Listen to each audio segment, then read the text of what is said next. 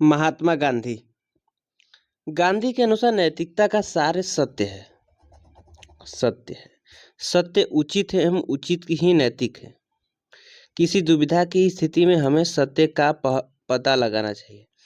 गांधी के संबंध में अध्ययन के दो खंड हैं। सत्य की पहचान कैसे होगी, मतलब कि नैतिकता का सार सत्य है तो सत्य की पहचान कैसे होगी। अद्वितीय प्रमुख नैतिक सिद्धांत जैसे स्वराज, सत्याग्रह, सर्वोदय आदि, मतलब ये पढ़ेंगे हम गांधी में। सत्य क्या है एवं सत्य का स्वरूप कैसा है, मतलब एक क्वेश्चन सारे हैं कि सत्य की पहचान कैसे होगी, सत्य की पहचान में क्या क्या बाधाएं हैं, सत्य की पहचान की बाधा का निवारण कैसे किया जाएगा। सत्य क्या है एवं इसका स्वरूप कैसा है। महात्मा गांधी के अनुसार सत्य और ईश्वर एक है, अर्थात सत्य एक है। सत्य वही है जो पूरी मानव जाति के लिए संभव एवं समावेशी हो। सत्य वही होगा जो समानता के नियम पर आधारित होगा। सत्य का संबंध आत्मा या चेतना से है। शरीर के पीछे भागने वाला आदमी स्वार्थी बन जाता है, समावेशी नहीं रह जाता। गांधी के अनुसार सत्य अंतर आत्मा की आवाज है। अभी समझे कि नहीं पवन जी? मतलब गांधी के अनुसार सत्य और ईश्वर एक हैं, जैसे कि सत्य सार्वभौमिक है, हर जगह हर स्थिति में एक जैसा रहता है और पूरे मानव जाति के लिए संभव एवं समावेशी है। वही सत्य है। सत्य वही होगा जो समानता के नियम को पालन करेगा, यह नियम पर आधारित होगा। सत्य का संबंध आत्म चेतना से, आत्मा से है, मतलब वो सत्य है जो अंतर आत्मा के आवाज से, वही मतलब वो नैतिकता है जो अंतर आत्मा की आवाज से आए, वही सत्य है, वही उचित है। गांधी के सत्य की विशेषता, सत्य समता मूलक होगा, जिसमें समानता बढ़े या बनी रहे वह सत्य है, जिससे समानता घटे या नष्ट वह असत्य है। ठीक है, एक चीज ये भी आ गई कि गांधी के सत्य की विशेषता में समतामूलक होगा, मतलब जो चीज समानता को बढ़ाए वह सत्य होगा, वह अनैतिक होगा। जो चीज समानता को घटाए वह असत्य होगा, वह अनैतिक होगा। जो समावेशी और सभी मनुष्यों के लिए संभव हो वही सत्य है, मतलब कि ऐसा चीज, ऐसी मूल्य, ऐसा कार्य, ऐसा आचरण जो सभी के लिए संभव हो वही सत्य होगा। सार्वभौमिक सिद्धांत में संगत जैसे प्रेम और अहिंसा सत्य है। सत्य वह है जो ईश्वर की तरह एक है तथा जो अंतर आत्मा की आवाज है। ये विशेषताएं हैं।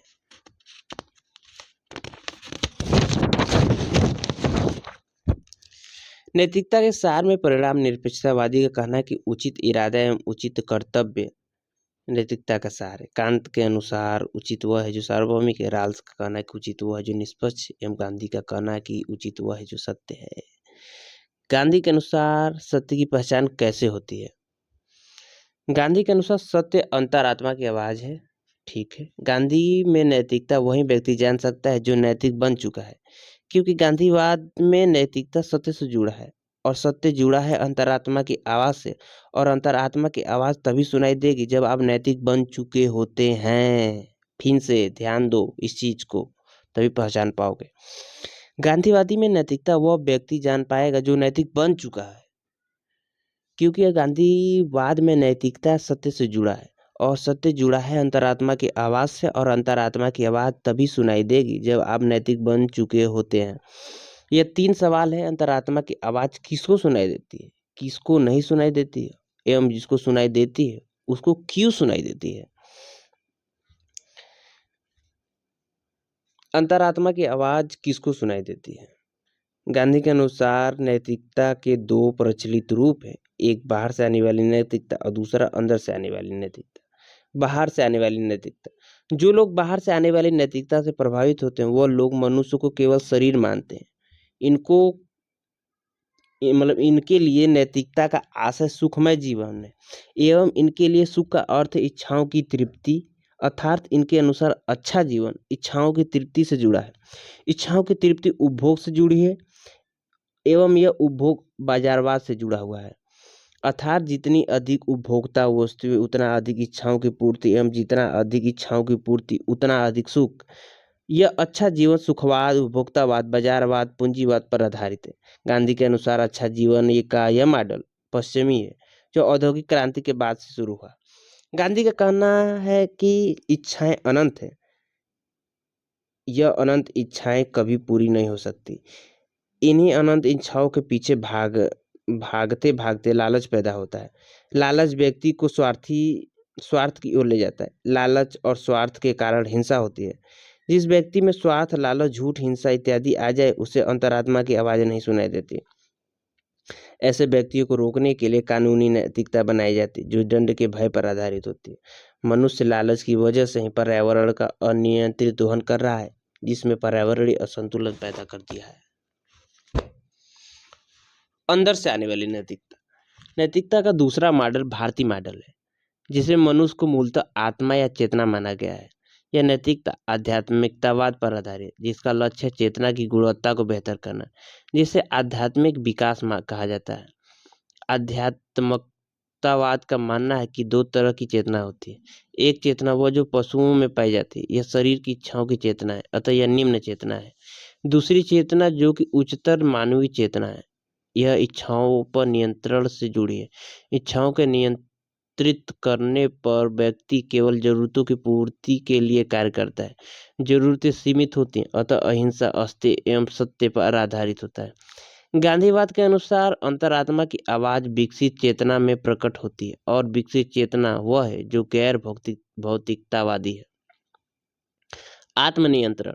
चेतनाओं द्वारा इच्छाओं पर नियंत्रण, इसे ही गांधीवाद में स्वराज कहा जाता है। इसे आत्मानुशासन भी कहा जाता है। यह परार्थी, अपरिग्रही, अस्तेय का पालन करने वाली अहिंसक एवं सत्य लोग होते हैं। मतलब इन्हीं को अंतरात्मा की आवाज सुनाई देती है, सब दिखाई देता है। अंतर आत्मा की आवाज में बाधक दशाएं। जीवन की भौतिकतावादी विकास के मॉडल। इसके अंतर्गत उपभोक्तावादी और सुखमयवादी दशाएं उत्पन्न होती हैं, जिससे जीवन में लालच और स्वार्थ पैदा होता है। गांधी भौतिकतावाद को खारिज नहीं करते। उनका कहना था कि हमें दुनिया में अधिकतम और न्यूनतम की सीमा निर्धारित करनी होगी। आज सबसे बड़ी समस्या शक्ति की न्यूनतम सीमा निर्धारित की है। आज उन्हें यह नहीं पता कि उनकी न्यूनतम या बुनियादी जरूरतें कौन सी है। वर्तमान युग में व्यक्ति की बुनियादी जरूरतें निरंतर बदलती जा रही हैं। गांधी का कहना है कि जब आप मानवीय इच्छाओं का अनुसरण करेंगे और केवल इसी विकास को विकास मानेंगे, तो अधिकतम वाली भौतिक वस्तुएं न्यूनतम आवश्यकताएं बन जाएंगी, और इतनी न्यूनतम आवश्यकता में संपूर्ण विश्व की पूरी करना संभव नहीं है। इस प्रकार स्वार्थ और लालच संकीर्ण हित को उत्पन्न करता है और सत्य में बाधक बनता है। चूंकि पूंजीवाद और बाजारवाद ही उपभोक्तावादी और सुखवादी संस्कृति को बढ़ावा देते हैं, इसलिए गांधी ने पूंजीवादी संस्कृति का विरोध किया था। सहायक दशाएं। जीवन की आध्यात्मिकतावादी विकास का मॉडल। इसके अंतर्गत गांधी ने कहा कि यदि व्यक्ति यह मान ले कि जीवन में भौतिक उपलब्धियों की एक निश्चित सीमा है, तो विकास संभव है।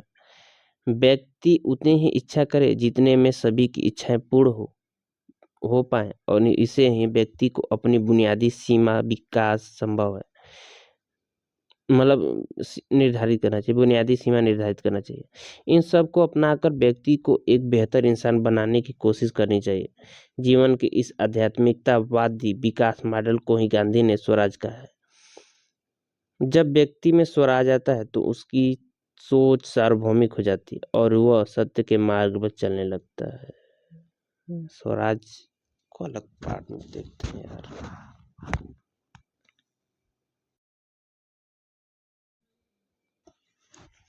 स्वराज। स्वराज को निम्न रूपों में समझा जाता है। आंतरिक स्वराज एवं ग्राम स्वराज। आंतरिक स्वराज, इसमें अंतर्गत आध्यात्मिक विकास को अपनाया जाता है, जिसमें मानवीय इच्छाओं पर चेतना या आत्मा द्वारा नियंत्रण स्थापित किया होता है। ग्राम स्वराज। यदि आंतरिक स्वराज को आर्थिक क्षेत्र में अपनाया जाए, तो ग्राम स्वराज की उत्पत्ति होती है, जिसके अंतर्गत गांव अपनी प्रत्येक आवश्यकताओं के लिए स्वायत्त एवं स्वतंत्र होता है। विकेंद्रीकरण। इसे राजनीतिक स्वराज भी कहा जाता है। इसके अंतर्गत शासन का निम्नतम सोपान भी अपनी राजनीतिक महत्वाकांक्षाओं और आवश्यकताओं की पूर्ति हेतु स्वतंत्र होता है। गांधी इसी राजनीतिक स्वराज की बात क्या करते थे। ट्रस्टीशिप सिद्धांत, इसके अंतर्गत कहा गया है कि दुनिया में संपत्ति के लिए दो विचार है। पहला व्यक्तिगत संपत्ति और दूसरा सामुदायिक संपत्ति का विचार। व्यक्तिगत संपत्ति में संपत्ति का मालिकाना हक व्यक्ति विशेष के पास होता है, जबकि सामुदायिक संपत्ति के अंतर्गत संपत्ति का मालिकाना हक पूरे समाज का होता है। गांधी के अनुसार निजी संपत्ति के विचार का तर्क स्वतंत्रतामूलक व्यक्तिवाद कहलाता है। इस तर्क में पूंजीवाद, बाजारवाद, निजी संपत्ति, बौद्धिक संपदा अधिकार आदि सभी जुड़े हुए हैं। इस तर्क के अनुसार विश्व में समस्त संपत्ति का निर्माण दो ही चीजों से हुआ है, एक प्राकृतिक संसाधन और दूसरा उस पर क्षमता का प्रयोग। यह है प्राकृतिक संसाधन सभी के लिए उभयनिष्ठ है, तो इस प्रकार संपत्ति के निर्माण में अंतर का सिर्फ एकमात्र कारण क्षमता का उपयोग ही रह जाता है। इस प्रकार संपत्ति निर्माण का मुख्य घटक क्षमता का प्रयोग होता है। यह क्षमता भी दो प्रकार की होती है, एक प्राकृतिक और दूसरी व्यक्तिक। इस व्यक्तिक क्षमता को भी शारीरिक और बौद्धिक क्षमता में बांटकर देखा जाता है। बौद्धिक क्षमता से उत्पन्न संपत्ति को बौद्धिक संपदा, वहीं शारीरिक क्षमता से उत्पन्न संपत्ति को भौतिक संपदा कहा जाता है। पूंजीवाद ने इसी बौद्धिक और शारीरिक क्षमता को आधार बनाया और कहा कि संपत्ति निर्माण में व्यक्ति की इन दोनों क्षमताओं का समावेश होता है, इसलिए उस संपत्ति में व्यक्ति का इनके अनुसार ही हक होना चाहिए। संपत्ति के मूल्य निर्धारण के लिए भी पूंजीवाद ने यह तर्क दिया कि बाजार ही संपत्ति का मूल्य निर्धारित कर सकता है, अर्थात एक प्रतिस्पर्धी बाजार ही संपत्ति का सही मूल्यांकन कर सकता है। इसमें राज्य और समाज की कोई भूमिका नहीं होनी चाहिए। इसी वैश्विक प्रतिस्पर्धी बाजार में व्यक्ति प्रतिस्पर्धा करेंगे और इसी प्रतिस्पर्धा में उनकी संपत्ति का मूल्यांकन उनके द्वारा दी गई सेवा और गुणवत्ता के आधार पर निर्धारित होगा और इस प्रकार इसके बदले में उन्हें वह प्राप्त होगा जिसके लिए वो हकदार होंगे। इसी सिद्धांत को स्वतंत्रतामूलक सिद्धांत कहा गया। इस सिद्धांत ने निजी संपत्ति को बढ़ावा दिया। गांधी द्वारा स्वतंत्रतामूलक व्यक्तिवाद के खंडन के तर्क। गांधी ने कहा कि प्रकृति का निर्माण मनुष्य ने नहीं किया है, इसलिए इस पर मालिकाना हक किसी मनुष्य का नहीं है, इस पर समाज का सामूहिक हक होना चाहिए। गांधी ने कहा कि सभी मनुष्य ईश्वर की संतान है, ऐसे में सभी मनुष्य समान है और इस प्रकार प्राकृतिक संपदा पर सभी मनुष्य का समान हक है। संपत्ति निर्माण में क्षमताओं के बारे में गांधी ने कहा कि क्षमताएं पूरी तरह व्यक्तिगत नहीं होती, इनके निर्माण में कई घटक, जैसे इस क्षमता का एक हिस्सा समाज द्वारा निर्मित होता है तो एक हिस्सा मानव जाति की देन है। इस प्रकार गांधी ने कहा कि संपत्ति निर्माण के घटक की यदि बात की जाए तो प्रकृति सबकी है, जिसमें वर्तमान और भविष्य की पीढ़ी दोनों शामिल है, तो वहीं क्षमता घटक में सामूहिक योगदान शामिल है। ऐसे में पूंजीपति संपत्ति के वास्तविक स्वामी नहीं है, बल्कि वे उसके ट्रस्टी हैं, क्योंकि उनकी संपत्ति समाज की है। इस प्रकार ट्रस्टीशिप सिद्धांत यह कहता है कि संपत्ति का व्यक्तिगत स्वामित्व अनैतिक है, अतः पूंजीपति संपत्ति के ट्रस्टी हैं, जिनका प्रयोग उन्हें समाज के हित में करना होगा।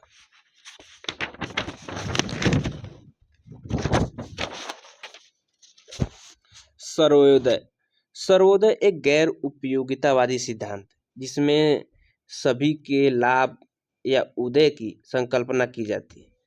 इसमें समता मूलक, समावेशी तथा मानव कल्याण का विचार निहित होती है। सर्वोदय के विकास या कल्याण के दो आयाम निम्नलिखित हैं। आध्यात्मिक कल्याण या विकास। आध्यात्मिक कल्याण से आशय आत्मा या चेतना का विकास करना है। इसका प्रमुख लक्ष्य सभी मनुष्य को सद्गुणी एवं स्वराजी बनाना तथा उनकी चारित्रिक विकास करना है। जिन मनुष्य में सत्य, अहिंसा, प्रेम, समानता, शर्म की गरिमा का विकास होता है उनका आध्यात्मिक विकास स्वयं हो जाता है। आध्यात्मिक विकास से मानवीय चेतना का परिष्करण होता है एवं इससे मानवीय चेतना को पशु चेतना से आध्यात्मिक उत्कृष्टता की ओर ले जाने में मदद मिलती है। स्वराज इसी का साधन है। यह गीता के निष्काम भाव के समान है। दूसरा कि भौतिक कल्याण या विकास। भौतिक कल्याण या विकास आर्थिक न्याय एवं अर्थव्यवस्था के गैर पूंजीवादी मॉडल से जुड़ा हुआ है। संसाधनों के समतामूलक वितरण से भौतिक कल्याण संभव है। प्रकृति के पास सीमित संसाधन, यदि मानवीय जरूरतें सीमित हो तो प्रकृति के सीमित संसाधनों से सभी मानवों की सीमित जरूरतें पूरी हो सकती हैं। इसी संदर्भ में गांधी का एक प्रसिद्ध कथन है, प्रकृति के पास सभी की जरूरतें पूरी करने के लिए पर्याप्त संसाधन है, परंतु लालच को पूरी करने के लिए नहीं। यह सिद्धांत अपरिग्रह अर्थात जरूरतों के अनुसार संसाधन का प्रयोग से ही संभव है। ग्राम स्वराज जैसी व्यवस्था अर्थव्यवस्था के गैर पूंजीवादी ई मॉडल से ही संभव है।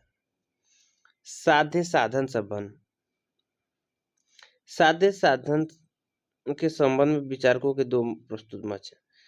साध्य साधन को उचित ठहराता है। साध्य का अर्थ है लक्ष्य, जबकि साधन का अर्थ है लक्ष्य प्राप्त करने का तरीका।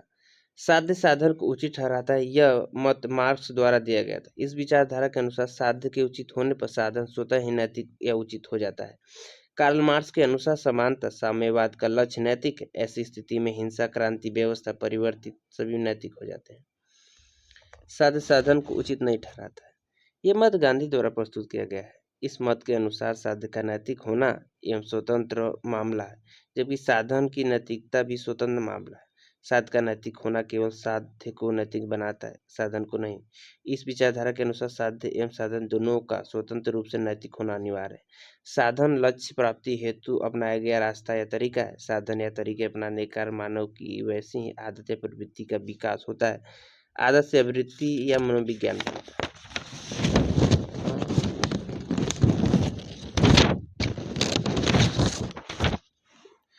उदाहरण के तौर पर किसी व्यक्ति ने उचित साध्य की प्राप्ति हेतु एक बार हिंसा अपना लिया।